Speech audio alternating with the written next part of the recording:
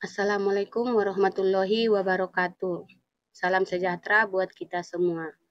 Baiklah anak-anak kami semuanya, khususnya kelas 10.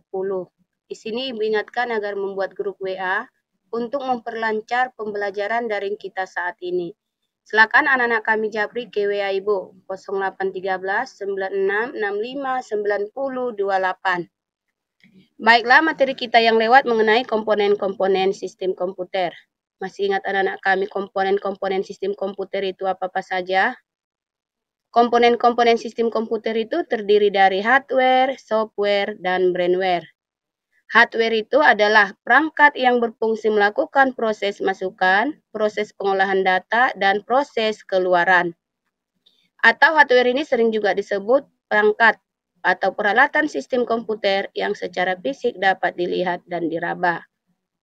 Yang kedua ada dia software. Software adalah perangkat yang berfungsi sebagai jembatan penghubung antara perangkat keras atau hardware dengan pengguna, user, atau brainware. Yang ketiga ada dia brainware atau user, yaitu orang yang mengoperasikan sistem komputer. Sekarang kita lanjutkan materi kita langkah-langkah menyalakan komputer. Ada beberapa yang perlu diperhatikan ketika hendak menyalakan komputer. A.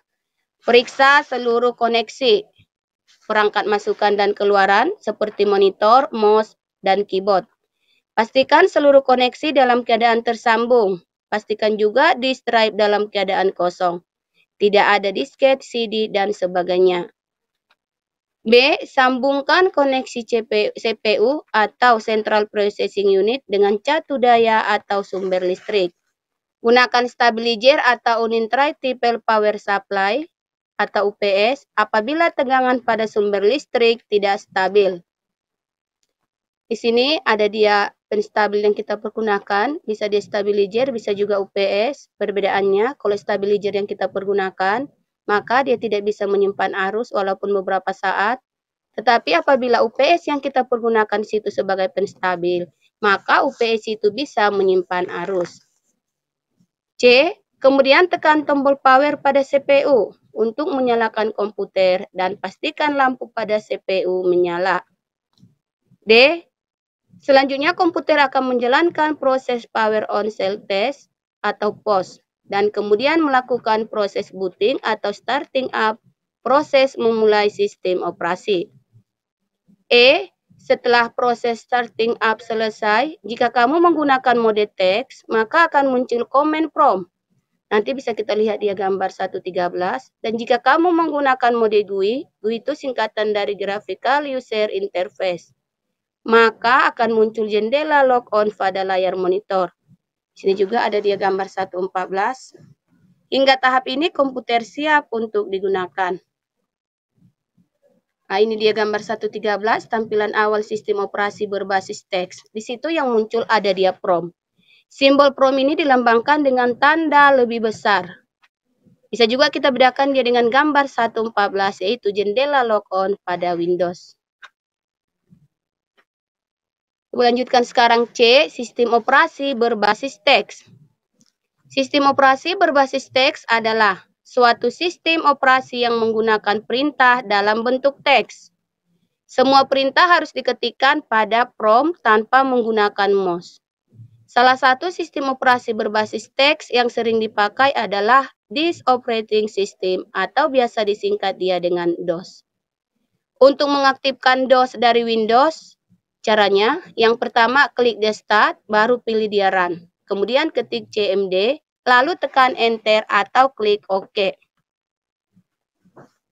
Ada dua jenis perintah dalam DOS, yaitu yang pertama ada di internal command, yang kedua external command.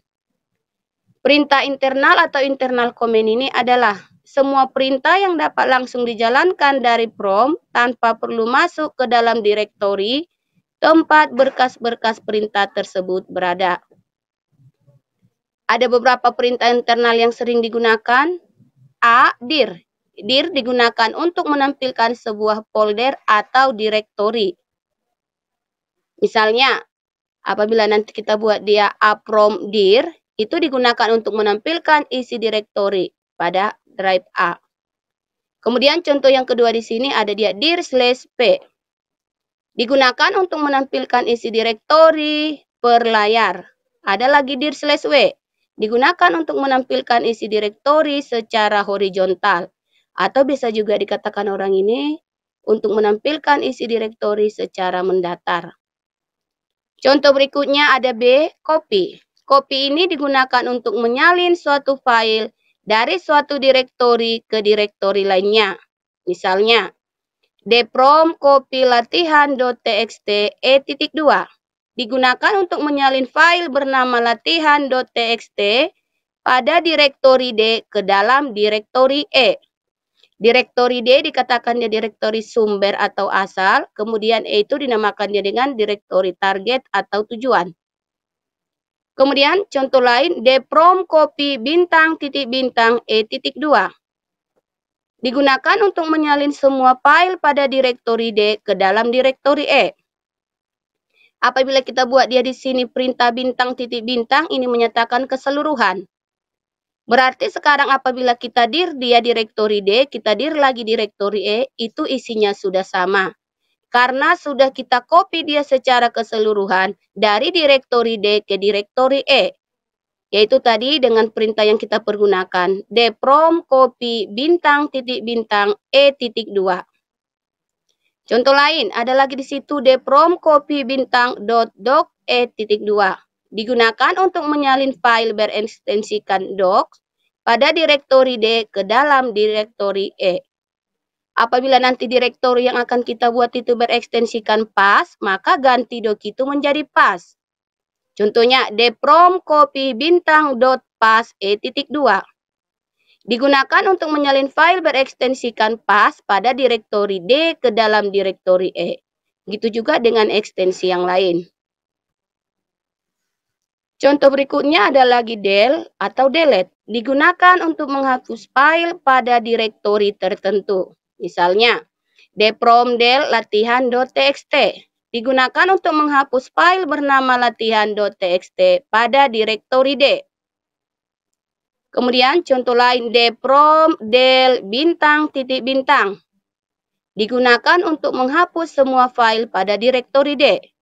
Apabila kita buat nanti perintah dprom dir, maka hasil yang keluar tidak ada. Karena sudah kita hapus semua isi daripada direktori D dengan menggunakan perintah dprom del bintang titik bintang. Berarti sekarang isi daripada direktori D kita sudah kosong. Contoh lain, dprom del bintang.txt. Digunakan untuk menghapus file berekstensikan .txt pada direktori D. Kemudian D, cd, change directory, digunakan untuk mengubah direktori kerja.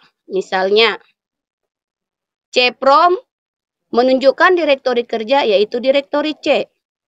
Apabila nanti aprom di situ, itu menunjukkan direktori kerjanya direktori A. Begitu juga dengan B, begitu juga dengan seterusnya.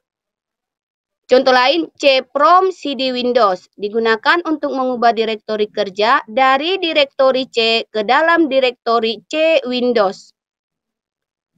Cprom Windows CD digunakan untuk pindah ke direktori satu tingkat di atas direktori kerja.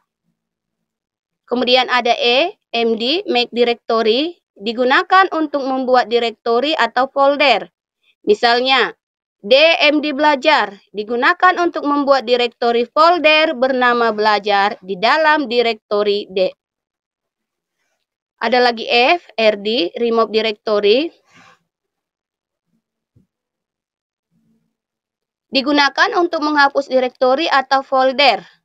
Untuk menghapus suatu subdirektori, kita harus berada di direktori yang di dalamnya memuat direktori yang lain yang akan dihapus. Atau subdirektori dari direktori kerja.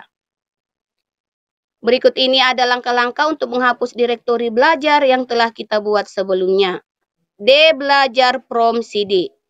Kita harus pindah ke direktori satu tingkat di atas direktori belajar untuk menghapusnya. Maka nanti akan keluar di situ dprom rd belajar. Digunakan untuk menghapus direktori belajar pada direktori D. Maka tadi D belajar prom, sekarang hasilnya sudah keluar di dprom. Dprom RD belajar digunakan untuk pindah ke direktori belajar, tetapi muncul pesan gagal karena direktori belajar tadi sudah kita hapus dengan perintah dprom RD belajar. Contoh berikutnya ada dia di situ move. Move ini digunakan untuk memindahkan file dari suatu direktori ke direktori lain. Misalnya dprom move latihan.txt e.2 digunakan untuk memindahkan file latihan.txt pada direktori D ke dalam direktori E. C Windows Prom move latihan.txt C.2 C Windows Media digunakan untuk memindahkan file latihan.txt pada direktori Windows ke dalam subdirektori media. Berikutnya ada lagi ren atau rename digunakan untuk mengubah nama sebuah file. Misalnya dprom rename latihan.txt latihan baru.txt digunakan untuk mengubah nama file latihan.txt pada direktori D menjadi latihan baru.txt. Ada lagi contoh lain I, CLS singkatan dari clear screen digunakan untuk membersihkan layar dari perintah dan output perintah yang sebelumnya ditampilkan. Caranya, apabila direktori C nanti yang aktif di situ, maka cprom cls, kemudian tekan enter, maka semua perintah dan output perintah yang muncul di layar itu akan bersih. Sudah hilang karena sudah kita bersihkan dengan menggunakan perintah cls. Contoh lain ada lagi di situ var atau singkatan dari version. Digunakan untuk mengetahui versi DOS yang digunakan, yang akan kita gunakan. Contohnya cprom var. Sekarang masuk kita ke perintah yang kedua, yaitu external command. External command ini adalah semua perintah yang tidak dapat langsung dijalankan melalui prom. Untuk menjalankannya kita harus berada pada direktori kerja tempat file perintah eksternal berada. Pada Windows 7, file tersebut berada pada direktori C Windows System 32. Di sini ada beberapa contoh daripada perintah eksternal. Yang pertama ada dia format. Format digunakan untuk memformat media penyimpanan data atau disk. Semua disk sebelum digunakan harus diformat terlebih dahulu.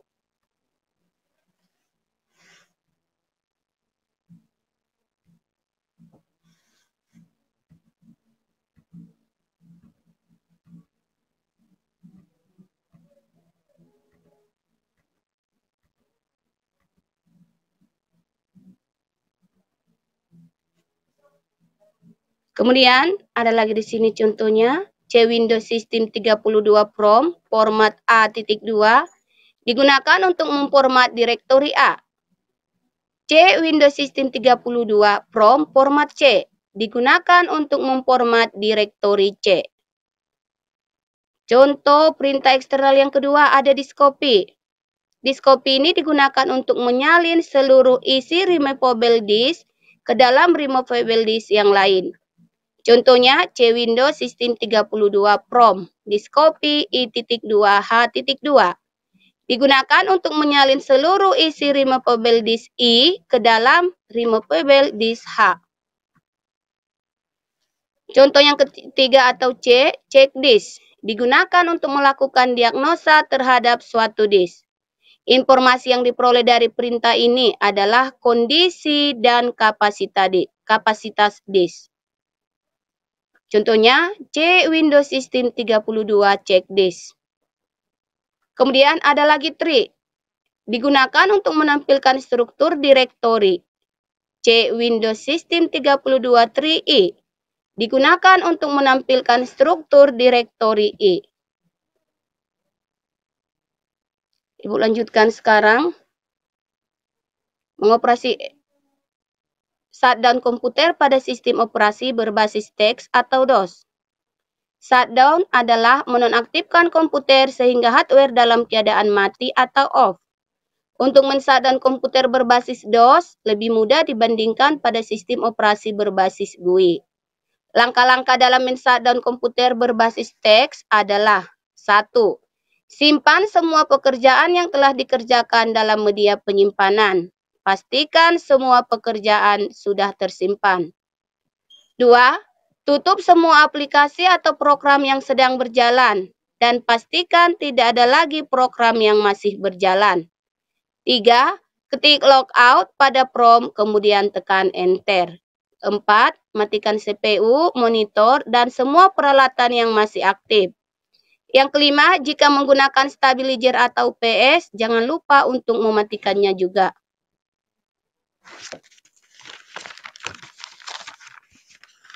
Oke, anak-anak kami, kita akan melanjutkan materi berikutnya untuk minggu depan, mengoperasikan sistem operasi berbasis GUI. Sampai di sini dulu materi yang Ibu sampaikan pada kesempatan ini. Kalau ada anak-anak kami yang tidak paham dan ada pertanyaan, silakan buat di kolom komentar. Ibu akhiri dengan salam. Assalamualaikum warahmatullahi wabarakatuh.